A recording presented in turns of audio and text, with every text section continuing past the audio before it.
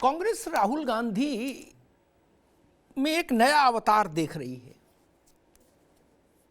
कांग्रेस को लग रहा है कि भारत जोड़ो यात्रा के इतने लंबे सफर के बाद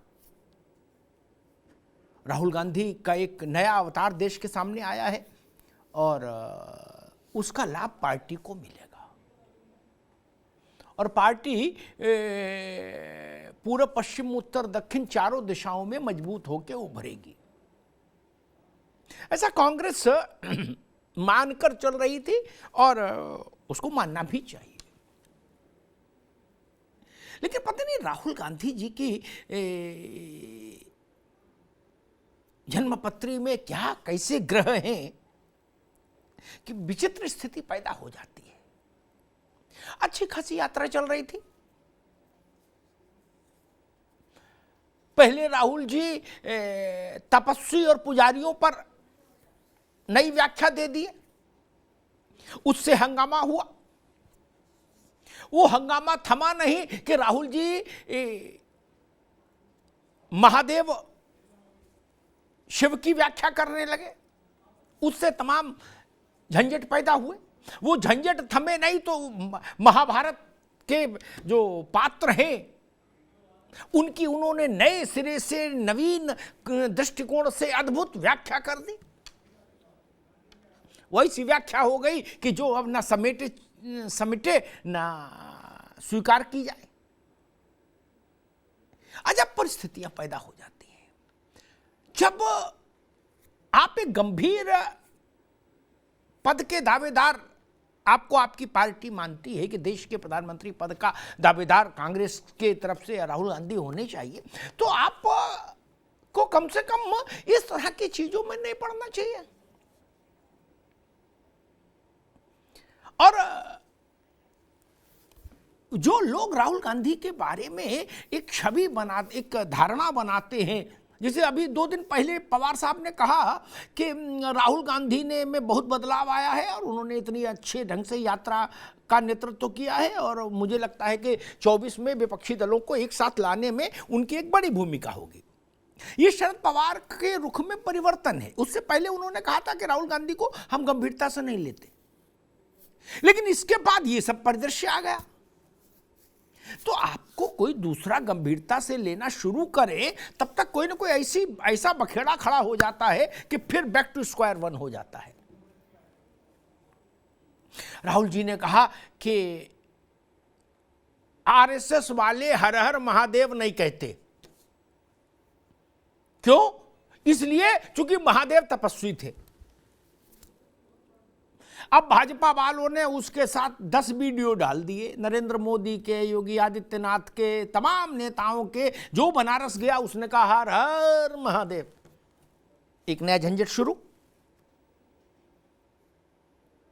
हर हर महादेव कौन? भाजपा कांग्रेस का मसला नहीं, बनारस में तो जो रहता है वो कहता है और देश दुनिया में भी लोग कहते हैं। राहुल जी ने कहा कि भाई पांडवों के साथ सब धर्मों के लोग थे। अब मसला ये उठ रहा कि महाभारत कालीन विश्व में धर्म ही कितने थे और भारत में तो एक ही धर्म था, कोई दूसरा धर्म ही नहीं था, सनातन धर्म। ना क्रिश्चियनिटी थी ना इस्लाम था, तो कहां से उनके साथ थे? फिर राहुल जी ने कहा कि पांडवों ने जीएसटी नहीं लगाई, पांडव सीए लेके नहीं आए, पांडव कृषि कानून लेकर नहीं आए, पांडव नोटबंदी लेकर नहीं आए। अब इन सब चीजों से क्या स्थिति बनती है? गंभीर राजनेता की छवि तो नहीं बनती इस तरह की बातों से। इस तरह की चीजें आपके छवि के लिए संकट पैदा करती हैं। राहुल जी ने कहा कि राष्ट्रीय स्वयंसेवक संघ मेरी तपस्या भंग करने की कोशिश कर रहा है बार बार। भारत के मानस में इस संदर्भ में एक ही कहानी है कि विश्वामित्र जी तपस्या में थे तो उनकी तपस्या को भंग करने के लिए मेनका और उर्वशी जैसी अप्सराएं भेजी गई थी। तो राहुल जी विश्वामित्र हैं और राष्ट्रीय स्वयंसेवक संघ मेनका है क्या? ये भी एक सवाल खड़ा हो गया। बड़ी विचित्रताएं हैं। मतलब राहुल जी देखें, जवाहरलाल जी के भाषणों को सुने, इंदिरा जी के भाषणों को सुने। इस देश में लंबे समय तक वो केंद्रीय भूमिका में रहे वो लोग। क्या उन्होंने कभी ऐसी बेसिर पैर की बातें की कि पांडवों ने जीएसटी नहीं लगाई? पांडवों के साथ हर आदमी था, हर धर्म का आदमी था। ये समझ नहीं आता कि इतना बड़ा राजनीतिक परिवार और इतनी बड़ी पार्टी, उसके इतना बड़े नायक हैं राहुल गांधी अपनी पार्टी के, तब ऐसी स्थिति, बड़ा विचित्रताएं पैदा हो गई राहुल जी के हाल के ये थोक के जो वक्तव्य हैं धर्म और दर्शन और राजनीति को गड्ढमड्ढ करते हुए। भाई सुधा जी, अच्छी खासी यात्रा चल रही थी, भीड़ भी आ रही थी, लेकिन धर्म दर्शन अध्यात्म में राहुल जी ऐसा गए कि पूरा मतलब एजेंडा, मुझे लग रहा अब तो यही हो गया कि पांडवों ने जीएसटी लागू नहीं की, कि नोटबंदी नहीं की, कि भाजपा संघ वाले हर हर महादेव इसलिए नहीं बोलते क्योंकि इस महादेव तपस्वी थे। ये जो इस तरह की चीजें हैं जिनमें हास्य पैदा होता है, जिनमें बाद में लोग परिहास करते हैं बोलने वाले का, तो आप लोग इस बात का कभी पार्टी के अंदर चिंतन नहीं करते कि भाई ऐसी बातें नहीं बोलो जिनसे बाद में जग हसाई हो, जिनका कहीं सार्वजनिक तौर पर जिनकी तरफदारी करना मुश्किल हो जाए? वो कौतुक ठीक है सुधा जी, आरंभिक टिप्पणी मांगी थी, अभी बाकी लोग भी बहस में आ जाए, फिर उसके बाद और आरंभिक टिप्पणी आ गई आपके अच्छे से। राहुल गांधी इन दिनों ठीक है आ गई भैया, अब आ गई, अब बाकी लोग भी बहस में आ जाए, उसके बाद फिर दूसरी बात कहना। अब सारी बातें एक बार में कह दोगे फिर दूसरे लोगों को। फिर राहुल गांधी इन दिनों कौतुक कर रहे हैं, कौतुक शब्द ज्यादा उपयुक्त है। भाजपा इस देश नहीं ना कांग्रेस देश है। पहले तो सब लोग अपना जाला साफ कर ले, सपा तो कतई नहीं हो सकती, ये तो छोटी पार्टी। जब मैंने दो ही पार्टियों को देश मानने से इनकार कर दिया, ठीक, देश बहुत बड़ी चीज है और राजनेताओं को धर्म पर प्रवचन देने से बिल्कुल दूर रहना चाहिए। 6 फुट, चाहे भाजपा वाले हो, चाहे कांग्रेस वाले हो, चाहे सपा वाले हो, चाहे बसपा वाले हो। जब आपको नहीं जानकारी तो काहे को बोलते हो? ये देश तपस्वियों का है, पुजारियों का नहीं। आधी बात ठीक, तपस्वियों का है ये देश, यहीं तक बात ठीक हो जाती, पुजारियों का नहीं। अरे इस देश में कम से कम 10 लाख 15 लाख धार्मिक स्थल हैं जहां पुजारी हैं। ये साकार पूजा का देश है जिसमें पुजारी मूर्ति विग्रह के साथ पुजारी भी है। और अगर कांग्रेस इसमें खुश है, इस कौतुक में, तो कांग्रेस को प्रणाम। महंत राजू दास जी, भाई एक तो ये सारी पार्टियों में बीमारी आ गई, साधु संत राजनीति में आने को उत्सुक हो गए और नेता धर्माचार्य बनने लगे। इसी से सब घालमेल हुआ, भैंस पानी में गई। साधु संत टिकट के चक्कर में पड़े और नेता कह रहे हम धर्माचार्य बनेंगे, क्या लो हो गया कुंडा। क्या वो उत्तर वो वेद बांच रहे राजनेता, महाभारत सुना रहे, और जो साधु संत है वो कह रहे भैया हमको किसी पार्टी में कहीं कुछ एडजस्ट करा दो। ये क्या हाल चाल है देश का? ये कौरव पांडव फलाना ठिकाना महादेव हर हर महादेव, ये सब बातें कोई राजनीति की नहीं होनी चाहिए ना। एक सवाल आपसे, राहुल जी ने कहा कि संघ वाले कभी हर हर महादेव नहीं बोलते और ना बोल सकते हैं। आप बोल सकते हैं क्या हर हर महादेव? नहीं, फिर आपको क्यों लगता है राहुल जी ने ये क्यों कहा होगा कि ये तय जान लीजिए आरएसएस वाले कभी हर हर महादेव नहीं बोल सकते? नहीं, लेकिन वो कह रहे हैं कि 21वीं शताब्दी में जो कौरव है वो खाकी नेकर पहनते हैं, हाथ में डंडा लेते हैं और शाखा लगाते हैं। रहिए हमारे साथ डॉक्टर नितेंद्र भाई जी। प्रशांत आपके पास बाद में आऊंगा क्योंकि आपको सबके जवाब देने होंगे। नितेंद्र भाई जी, एक बात मेरी समझ में नहीं आई। मैं सुंदर हूं, ठीक, ये घोषणा मैं करूं तो अच्छा नहीं।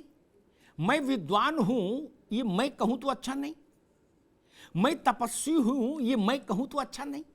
ये चीजें दूसरे कहते हैं जो अनुभूत करते हैं, अनुभव करते हैं। क्या गांधी जी तपस्वी थे, लोहिया जी ने देश के लिए तपस्या की, जयप्रकाश बाबू ने तपस्या की, ये दूसरों ने कहा, उन्होंने नहीं कहा कि हम तपस्वी हैं। आपने सुना महात्मा गांधी ने कभी कहा हो, जयप्रकाश जी ने कहा हो, लोहिया जी ने कहा हो, दीनदयाल जी ने कहा हो, किसी ने कहा नहीं ना। ये बाद में लोगों ने कहा कि अरे क्या तपस्वी का जीवन जिए हैं। नहीं, राहुल जी खुद ही सर्टिफिकेट बांट रहे हैं खुद को, और अपनी पूरी पार्टी को बता रहे पूरी पार्टी तपस्वी है। ये मुझे लगता है ये विशेषण तो दूसरों से आना चाहिए। क्या कहते हैं? लेकिन एक बात जरूर कहूंगा, इस देश में कोई गांव ऐसा नहीं जहां धार्मिक रीति रिवाज संपन्न कराने के लिए पंडित नहीं हो। उन पुजारी, आप उनको पंडित कहिए, उनको अनुष्ठानकर्ता कहिए, उनको पुजारी कहिए, उनको, ये भारत के लोक जीवन में आबद्ध हैं बिल्कुल। ठीक, ये दाल नहीं है, चना को दो भागों में विभक्त नहीं कर सकते, ये चना है। जहां धर्म है भारत में, साकार पूजा है, वहां पूजा कराने वाला है। उस पूरी व्यवस्था से आपको टकराना किसने, डॉक्टर ने बताया कि आप टकराएं?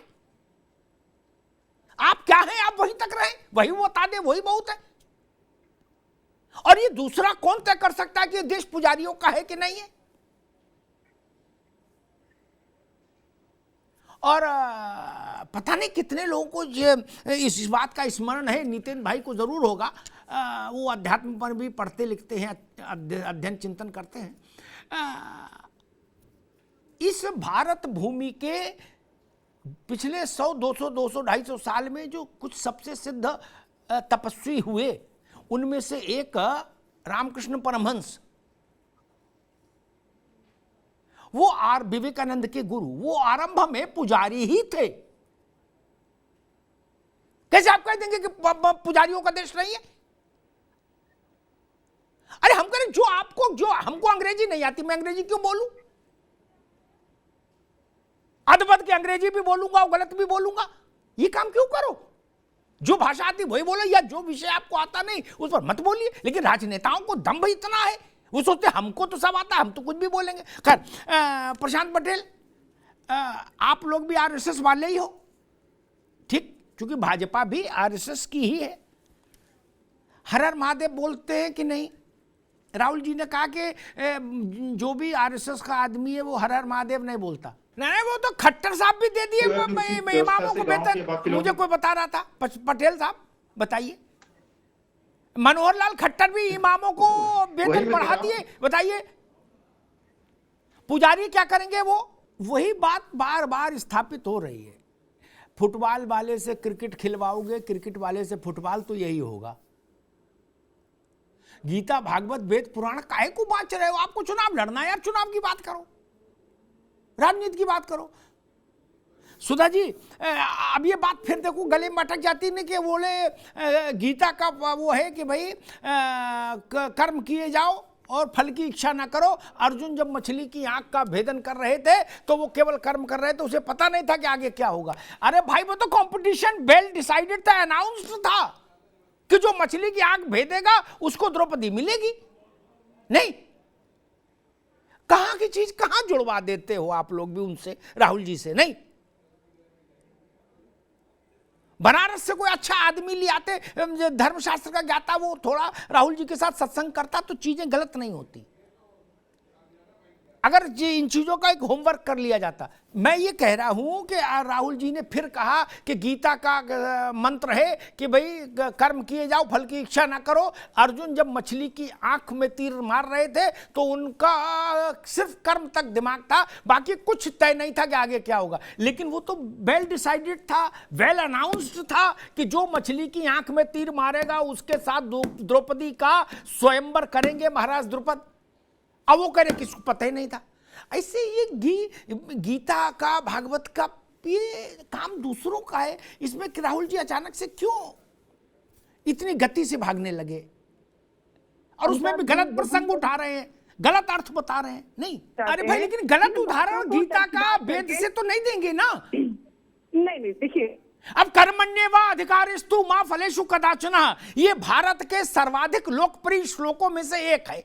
इसे छोड़ दो, कुछ जरूरी है?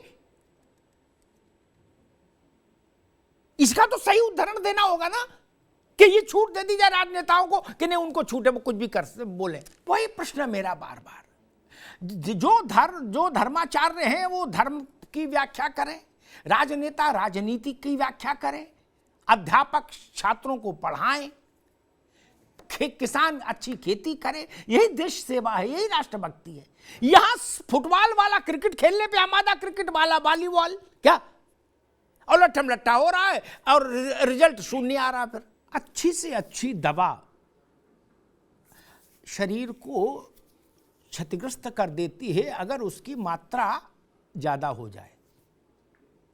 ठीक, राजनीति में भी पोस्चरिंग अच्छी चीज है, ठीक, लेकिन वो गाड़ी धीरे धीरे काटी जाती है। समझदार ड्राइवर धीरे धीरे गाड़ी काटता है, ऐसे ना 360 डिग्री पे तो नहीं घुमा देता कि रोड के उस पार गिरे जाके गाड़ी, नहीं ना।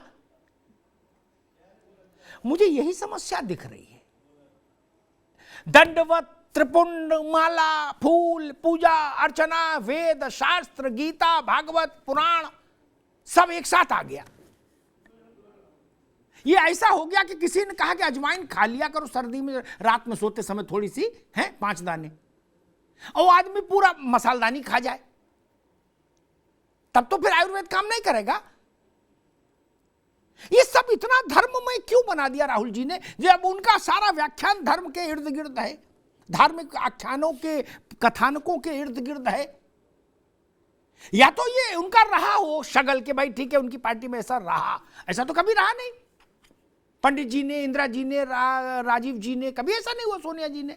लेकिन एक बात कहूंगा, जब आपका पद बड़ा हो जाए या आपकी छाया बड़ी हो जाए तो आपको ये छूट नहीं हासिल है नितेंद्र जी कि हम कहना कुछ और चाहते थे कह कुछ और गए। नहीं, बिल्कुल नहीं। ये छूट छोटे लोगों को हासिल है। क्या सब्जी वाले को पूरी छूट हासिल है। बोले क्या हिसाब है टमाटर, बोले 2 रुपया किलो, बोले दे दो 2 किलो 4 रुपया हुए, बोले नहीं टमाटर नहीं, हम तो आलू को 2 रुपया बताए थे, तुम गलत समझ लिए, उसको छूट हासिल है। लेकिन किसी विश्वविद्यालय के कुलपति को इस छूट हासिल नहीं हो सकती, किसी राजनेता को हासिल नहीं हो सकती। इसलिए इतना सरलीकृत भी चीजें हो जाए तो फिर वो गड़बड़ हो जाती है। अशोक जी, राहुल जी एक बात और कह रहे हैं, वो कह रहे हैं कि भाई संघ वालों ने जय सिया राम से सीता जी को अलग कर दिया और रामचंद्र जी को अलग कर दिया, यानी सेपरेशन का भी मामला आप ही पे जा रहा है कि आपने राम और सीता में सेपरेशन करा दिया। भाई इतनी लंबी यात्रा कर रहे हैं, एक दिन घूम आइए। नहीं, राहुल जी से कहिए एक दिन घूम आए। लेकिन हाँ, एक बार जाना चाहिए। फिर अगर इतनी ही आपकी सारा फोकस संघ पर ही है तो एक बार संघ को समझ लेना चाहिए। मेरा फोकस जिस पर सबसे ज्यादा हो जाएगा प्रशांत पटेल, मैं उस चीज को समझूंगा जरूर। जिस भी विषय पर, व्यक्ति पर, संस्था पर मेरा सारा फोकस हो जाए कि दिन में 24 में 22 घंटे में उसी के बारे में चर्चा करूं, चिंतन करूं, तो मैं कोशिश करूंगा कि पहले मैं उसके सारे इन आउट समझ लूं जाके। नहीं सुधा जी, एक बार राहुल जी से कहिए हो ही आए शाखा में सुबह सुबह, वो तो जल्दी निकल लेते हैं, सुबह ही शाखा होती है। नहीं, एक चीज समझ में आती, ठीक है सुधा जी, एक चीज मुझे भी थोड़ी सी लगती है कि कई बार कांग्रेस मतलब राहुल जी के जो प्लानर है ना, वो लोग कॉपी कैट का काम करते हैं। जैसे मैं एक उदाहरण दे दूं, कहा मैं कोई बात हवा में नहीं कहता, कॉपी कैट कैसे, नरेंद्र मोदी, एक मिनट भाई रुक जाओ, मेरी बात काट दीजिएगा तो मुझे प्रसन्नता होगी, गलत सिद्ध कर दीजिए या मैं गलत सिद्ध कर दूंगा, यही ना शास्त्रार्थ है। नरेंद्र मोदी की एक फोटो आती है कि वो रामलला के दर्शन में गए तो साष्टांग कर रहे हैं, ठीक, भूइष्ठ होकर साष्टांग होता है, उसकी एक विधि है, ठीक। वैसी ही फोटो, वैसा ही पोज महाकाल में राहुल जी का आया, जारी हुआ। तो लोग कहेंगे नहीं कि आप वही कॉपी कर रहे हैं, या तो आप उससे पहले कहीं ऐसा कर दिए होते। नहीं, समस्या तो यही है। आप देखते हो मोदी जी क्रिकेट खेल ले तो आप भी कहते हम भी क्रिकेट खेलेंगे। अरे आपको फुटबॉल आता तो आप फुटबॉल खेलो ना, उनको क्रिकेट खेलने दो। सुधा जी, मसला ये है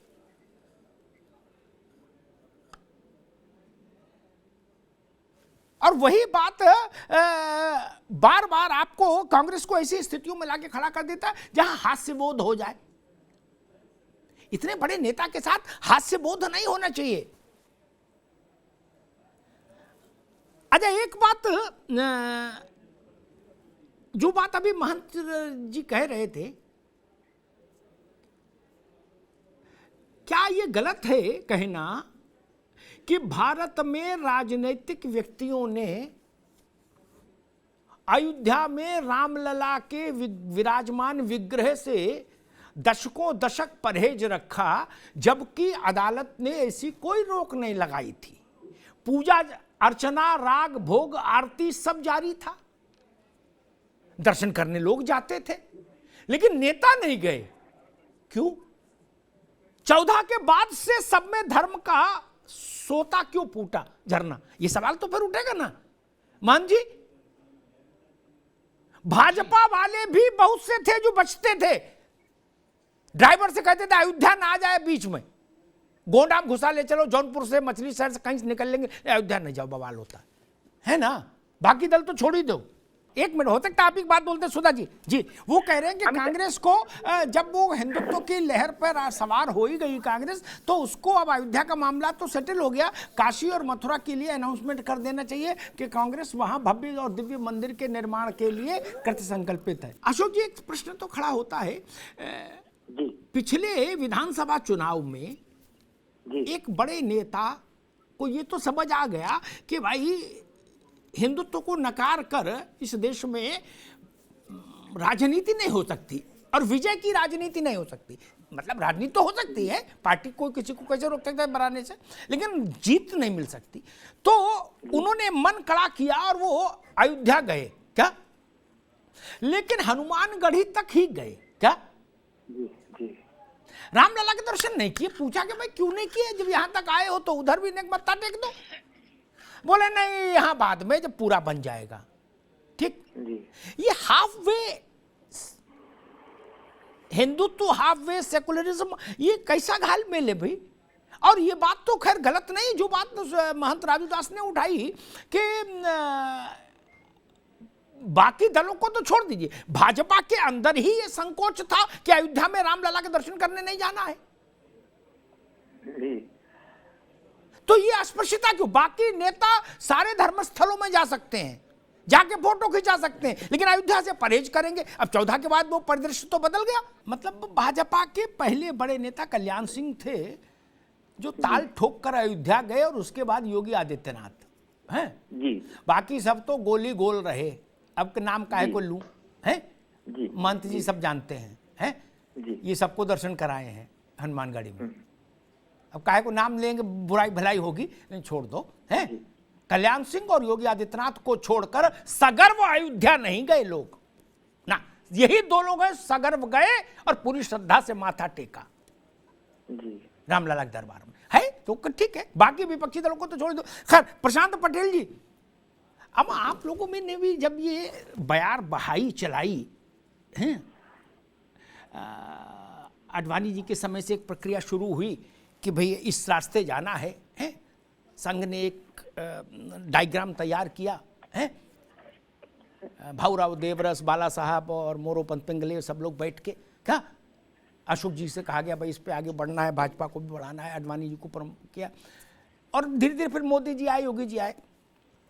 तो आप लोगों ने सोचा होगा कि ये तो फील्ड हमारी खाली रहेगी, इसमें हम ही रहेंगे। अब कभी आप लोगों को लगता है इसमें भी कंपटीशन बढ़ गया है?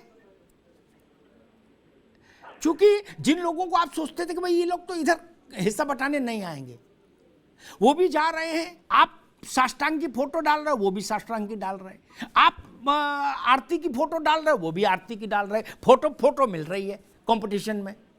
तो क्या आपको लग रहा है कि अब कंपटीशन हो गया? जैसे होता है ना कि भाई हमने किसी चीज का कारोबार शुरू किया है, तब कोई नहीं है बाजार में, हम अकेले हैं, फिर पता लगा उसी चीज की 4 दुकानें और खुल गई, तो कंपटीशन हो जाता है।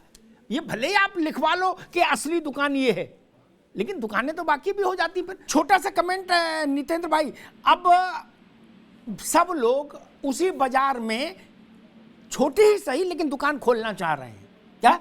जिसके लिए भाजपा की आलोचना होती थी कुछ वर्षों पहले, बोले इन्होंने राजनीति को धर्म में घुसा दिया। अब सब कह रहे कि वो थोड़ा दाएं हटो तो हमें भी बैठने दो, है इसी ट्रेन में हम भी बैठेंगे। नितिन भाई नहीं, जो लोग भाजपा की आलोचना करते थे वो मंच से चंडी पाठ कर रहे हैं, यंती मंगला काली भद्रकाली कपालिनी दुर्गा क्षमा शिवा धात्री स्वाहा सुधा नमोस्तुते, इसके बाद भाषण शुरू कर रहे हैं। नहीं, हमारी ये पहली आस्था नहीं थी, ये आस्था आज जब मोदी आए तब पैदा हुई क्या सबकी आस्था अचानक से? निश्चित किसने कह दिया? तो उससे पहले आस्था कहाँ थी, ये भी तो पूछेंगे। मैं एक बात जरूर रही, जो बात नितिन, ठीक ठीक, बहुत अच्छी बात है आपने ठीक, नितेंद्र भाई ने जो बात कही ना, वो उन्होंने उसको बड़ी चतुराई से बहुत सरल कर दिया। एक आध श्लोक सुना कि इतना सरल है नहीं, ये बड़ा राजनीति जो है ना, ये कभी सरल चीज हुई नहीं, ये तमाम जटिलताओं को लेके चलती है। ये विषय ही नहीं कि किसने किसकी मूर्ति लगाई है। अयोध्या में भगवान रामलला के दर्शन से परहेज क्यों किया गया, जब रामलला के दर्शन पर सुप्रीम कोर्ट ने रोक कभी नहीं लगाई थी? क्या 1992 से पहले मुख्यमंत्री नहीं होते थे उत्तर प्रदेश में? देश में प्रधानमंत्री नहीं होते थे, गवर्नर नहीं होते थे? होते थे ना। क्या रोजा इफ्तार की फोटो नहीं डालते थे? क्या टोपी नहीं पहनते थे? क्या सरकारी पैसे से रोजा इफ्तार सरकारी बंगलों में नहीं होते थे? लेकिन रामलला के दर्शन करने नहीं जा गए, मारे डर के, बोले नहीं यार वहां समझा करो, क्यों नहीं जा रहे? कोर्ट ने तो रोक नहीं लगाई। मैंने पूछा था एक आध लोगों से, 90 की बात, बोलो कोर्ट ने रोक नहीं लगाई लेकिन दूसरे पक्ष वाले उससे नाराज हो जाएंगे, वो मैसेज खराब जाएगा। क्या ये था इस देश की सच्चाई? अब होड़ लगी है, अब फोटो भी डाल रहे हो सब। मैं इस चरित्र से कभी सहमत नहीं होता। नहीं, नकल मत करिए और भय में अनुकरण मत करिए। अनुकरण हृदय से करिए, भय में मत करिए। अब साष्टांगी की फोटो डाल रहे, उससे क्या लाभ है? अब मैंने कहा ना, दवा ओवरडोज हो जाएगी तो भी वॉमिटिंग हो जाएगी। और नितिन भाई, हम आपको बता देंगे किसने ये कहा था कि नहीं रामलला नहीं, अभी केवल हनुमानगढ़ी तक रहूंगा। क्यों? उसके कारण हमको पता है। मान जी तो वहां शायद थे तब, उस दिन दर्शन कराए थे, माला पहनाए थे। ये नहीं चल सकता। अब ये देश ही समझ गया। बस मसला भाजपा का नहीं कि कोई भाजपा ठेकेदार है इस देश की, देश है तो भाजपा है, लेकिन देश ये समझ गया कि भाई अब ड्रामा नहीं चलेगा। मथुरा का विषय है, मथुरा पर कौन सी पार्टी है जो ये सार्वजनिक रूप से कहने का साहस करे कि हां मथुरा का मतलब कृष्ण, और कृष्ण के जन्म स्थान पर भव्य मंदिर होना चाहिए। ऐसा बोलने का साहस तो जुटाना होगा ना। जब मंदिर बनने लगेगा तो सब फोटो खिंचाओगे, तब कैसे चलेगा? नहीं ना। विश्वेश्वर महादेव का प्रसंग आया काशी में, बोलना चाहिए था। अब कन्या पूजन की फोटो डालने लगे लोग। पहले इफ्तार की डालते थे, अब कन्या पूजन की डालने लगे। चलो इतना तो है, लेकिन इसके पीछे भय की मानसिकता है, वो ठीक नहीं। मन से करिए। इस्लाम धर्म को मानने वाला है वो इफ्तार की फोटो डाले, सहर्ष डाले, और हिंदू धर्म का मानने वाला वो कन्या पूजन की डाले। इसमें क्या समस्या है? लेकिन भयवश कर रहे हो। भयवश हिंदू मत बनिए। उसमें आनंद नहीं होगा, उसमें भाव नहीं होगा। यही बात तो माननी पड़ेगी। मंच पर मंत्र मत पढ़िए। चुनाव की रैली, उसमें मंत्र पढ़ने से क्या फायदा बताइए? सुधा जी की पार्टी में प्रियंका जी ने कई रैलियों में मंत्रों से शुरुआत की। अगर ये आपका फैमिलियर ट्रेंड रहा है तो अच्छी बात है, स्वागत है, लेकिन नहीं रहा ना, अचानक से मंत्र आ जाए तब समस्या पैदा होती है, तब उसमें पता लगता है कि उसके पीछे ईमानदारी है कि नहीं। ये सवाल तो उठेगा। और देश का जो सामान्य जन है वो किसी से पूछकर फैसला थोड़ी ना लेता है, उसको इस बात का पता होता है, भाजपा कांग्रेस छोड़िए, कि राम जन्मभूमि मंदिर के पक्ष में कौन है, कृष्ण जन्मभूमि के पक्ष में कौन है, विश्वेश्वर महादेव के पक्ष में की मुक्ति के पक्ष में कौन है, पता है। और दूसरी बात, राजनेताओं को इस तरह की धार्मिक व्याख्या से परहेज क्यों नहीं करना चाहिए। मैं सिर्फ इतनी सी बात कह रहा हूं। राहुल जी को किन लोगों ने यह सलाह दे दी कि आप ऐसे प्रसंग मंच से बोलो कि शंकर जी का चूंकि तपस्वी है इसलिए फलाने जो है हर हर महादेव नहीं बोलते। महादेव भाजपा कांग्रेस में बटेंगे क्या? नहीं ना। महादेव पर सबका अधिकार है, जो किसी भी पार्टी के वोटर नहीं वो भी महादेव के भक्त हो सकते हैं। क्या राम का भक्त होने के लिए भाजपा की रसीद कटानी होगी और महादेव का भक्त होने के लिए कांग्रेस की? नहीं ना, ऐसा ना करिए। वो सबके हैं। और राजनेताओं को राजनीतिक विषयों पर संवाद रखें, चाहे भाजपा हो चाहे कांग्रेस हो, वो सोहेगा उन पर फबेगा। कल्याण सिंह के समय में किसी बड़े नेता ने एक बार कहा था कि लेखपाल से प्रवचन और साधुओं से खसरा खतौनी का काम मत कराइए। वो प्रसंग कभी और वही बात मैं राजनेताओं के लिए कहता हूं। आपकी भूमिका अलग है, धर्माचार्यों की अलग है। धर्माचार्यों का काम धर्माचार्यों को करने दीजिए, राजनेता अपना काम करें। धन्यवाद।